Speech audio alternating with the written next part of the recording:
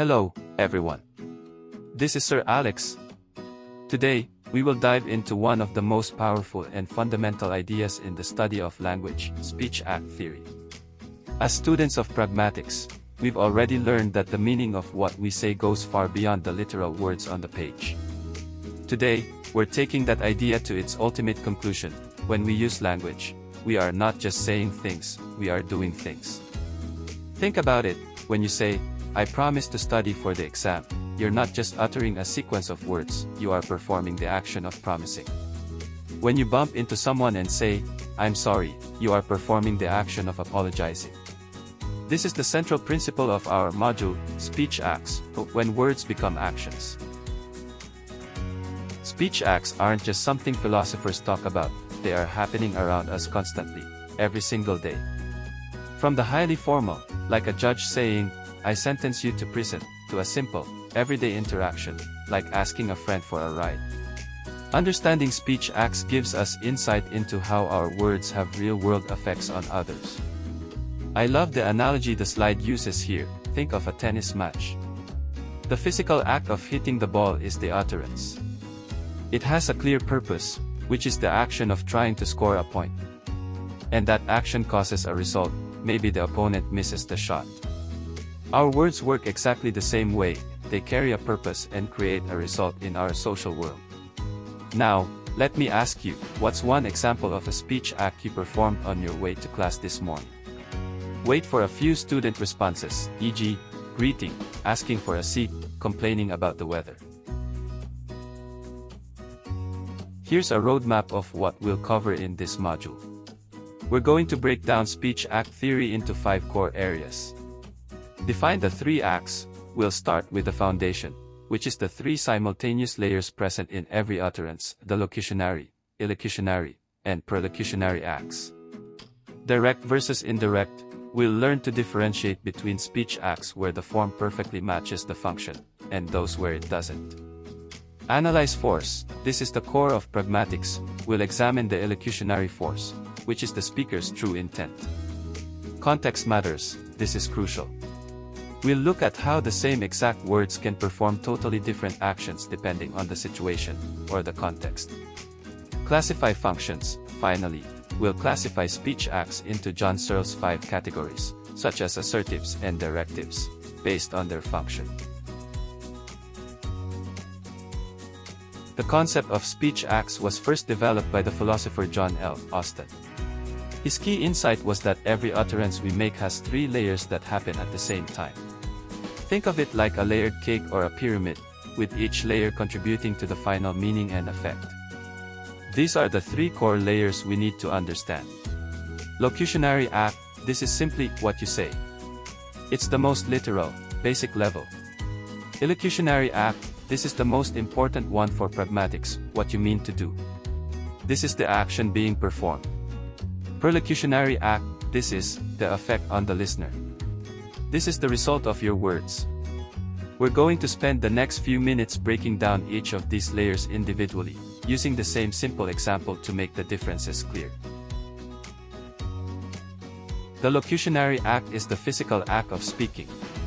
It focuses entirely on what is said, not what is meant. 25. It includes the words, the grammar, and the sounds. Austin further broke this down into 3 sub-acts, which help us see all the components involved in simply producing a sentence. Phonetic act, the physical production of sounds. If you say, "It's hot in here," it's the physical sounds, like, "It's hot in here." Phatic act, this is the production of words that follow the grammar and rules of a specific language, like English. Rhetoric act, this is using those words with a specific meaning and reference. In our example, "It's hot in here" refers to the actual current temperature of the room.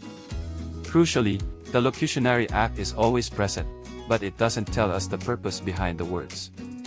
For that, we move to the next layer.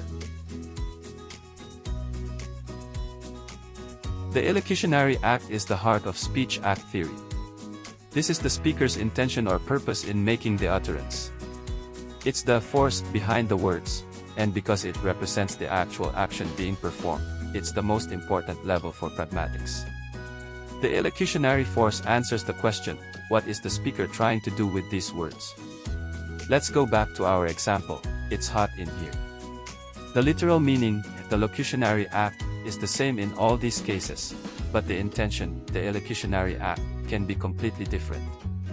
It could be a request, the student is asking a classmate to open a window. It could be a complaint, the student is expressing dissatisfaction with the uncomfortable temperature. It could be a simple statement or assertion, the student is just stating a fact for no other purpose. This clearly shows that the same exact words can perform different actions depending on the context and the speaker's intent. Sometimes, a speaker makes their elocutionary force absolutely clear by using a performative verb. These are called explicit performative utterances. For example, when I say, I promise to grade your papers by Friday, the verb promise explicitly names the action I am performing. Other examples include I declare, I resign, I baptize, and so on. However, for a speech act to truly work, to be successful, it must meet certain felicity conditions. These are the background conditions that must be in place. Let's look at the conditions for a promise. The speaker must genuinely intend to perform the action. The action must be something the speaker is capable of doing. The listener must want the action to be done. If I say, I promise to fly to the moon tonight, I have technically performed the act of promising, but the promise is infelicitous or unsuccessful because I lack the ability to fulfill it. The elocutionary act is performed, but the conditions for its success are not met. The third and final layer is the perlocutionary act. This is the actual effect or result that the utterance has on the listener. It's what happens because of what the speaker said. The perlocutionary effect answers, what happened because the speaker said that. The effect can be the one the speaker intended, or it could be a completely different, unintended one. Intended effect, if the student says, it's hot in here, as a request, and a classmate gets up and opens the window, that is the intended perlocutionary effect, the request was successful. Unintended effect, if the student says, it's hot in here, as a complaint, and the classmate simply feels annoyed but does nothing, the intended action failed, but the unintended effect of annoyance still occurred. The perlocutionary act is external to the speaker's intent, it is the consequence of the speech act in the real world. Now we move to how the speaker chooses to deliver their intended action, the elocutionary act. This brings us to the distinction between direct and indirect speech acts. A direct speech act is the simplest form. There is a clear, direct relationship between the sentence structure, the form, and the function, the action. The form perfectly matches the function.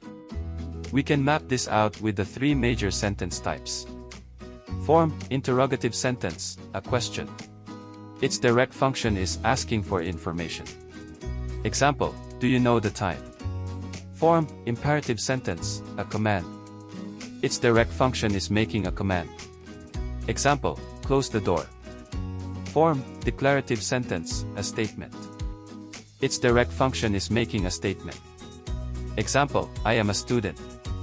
In a direct speech act, there is no ambiguity about the speaker's purpose. An indirect speech act is when the sentence structure does not directly match the function. The elocutionary act is hidden or masked by a different form. We use indirect speech acts primarily for social reasons, to be more polite, respectful, or to soften a command. This is especially crucial in professional and cross-cultural communication where showing deference is important. Look at these common forms. Question form request function. If I say, could you close the door, I am not asking if you have the physical ability to close the door. That would be a direct question. I am using the question form as a polite way to perform the function of a request or command. Statement form request function, saying, I was wondering if you could help me, is technically a statement about my mental state. But the function is clearly a polite request for help. Understanding this is vital for effective communication, particularly in a professional setting, because it shows respect and avoids sounding overly demanding. Quick poll, which one would you use with your professor, close the door, or, could you close the door? Student responses will likely favor the indirect one, leading to a discussion on social hierarchy and politeness. Now that we know the three layers of an act and the difference between direct and indirect acts, we can categorize the type of action being performed. John Searle, a student of Austin's, classified all speech acts into 5 main categories based on their function. Let's look at the first 3. Assertives. These are speech acts that state a belief and commit the speaker to the truth of that statement. Examples: stating, claiming, concluding, informing. Directives. These are speech acts that try to get the listener to do something. Examples: ordering, requesting, commanding, advising, inviting. This is where polite indirect speech acts fall. Commissives. These acts commit the speaker to a future action. Examples: promising, vowing, betting, offering. These 3 categories cover a huge range of daily communication. Here are the final 2, which are often the most socially charged. Expressives. These acts express the speaker's feelings or attitudes about a situation. Examples: thanking, apologizing, greeting, congratulating. Think about saying, "I'm so sorry for being late," real world, or "congratulations on your promotion." Professional. Declarations. These are special speech acts because they are powerful enough to change the world by their very utterance. Examples: declaring, baptizing, pronouncing, sentencing. For a declaration to work, the speaker must have a specific role or authority. A friend saying, "You're fired," has no effect, but a boss saying it, a professional example, or a priest saying, "I now pronounce you husband and wife," real-world example, changes someone's social or legal status. Declarations are the ultimate example of words becoming actions. We've saved the most important practical element for last. Context is everything. The context is what allows us to interpret the true meaning, or the elocutionary force, of a speech act. The same words can perform different actions in different contexts. Let's look at how the question, "Can you open the door?" changes in 3 different scenarios. Let us examine the teacher-to-student context. The teacher has authority. The sentence structure is a question, interrogative, but the function is an indirect directive, it's a polite command. The student is expected to open the door. Now let's look at the friend-to-friend context. The social roles are equal. The function is still an indirect directive, but it's a simple, polite request for help. The friend is likely to open the door, but it's not a command. Let's see also the context on doctor-to-patient with a hand injury. The doctor's goal is to check the patient's health. In this case, the function is a direct interrogative. It is a literal question about the patient's physical ability. The patient is expected to answer the question, yes or no, not necessarily open the door. This slide perfectly illustrates why knowing the speaker's role, the listener's role, the situation, and the shared knowledge, the context, is essential for accurate pragmatic analysis. To wrap up our discussion, here are the 4 key takeaways that I hope stick with you as you continue your studies in English language. Language is action. Remember the core principle. We are not just saying things, we are doing things. Every utterance performs an action in the social world. 3 layers matter. Every speech act has the 3 simultaneous layers: locutionary, what you say; elocutionary, what you mean to do; and perlocutionary, the effect on the listener. Context is everything. The same set of words can perform completely different actions depending on the situation and the people involved. Politeness through indirectness. We use indirect speech acts to manage social interactions, show respect, and be more polite, which is a fundamental tool in professional communication. Thank you for your attention. This theory gives you the tools to analyze every interaction you have from now on.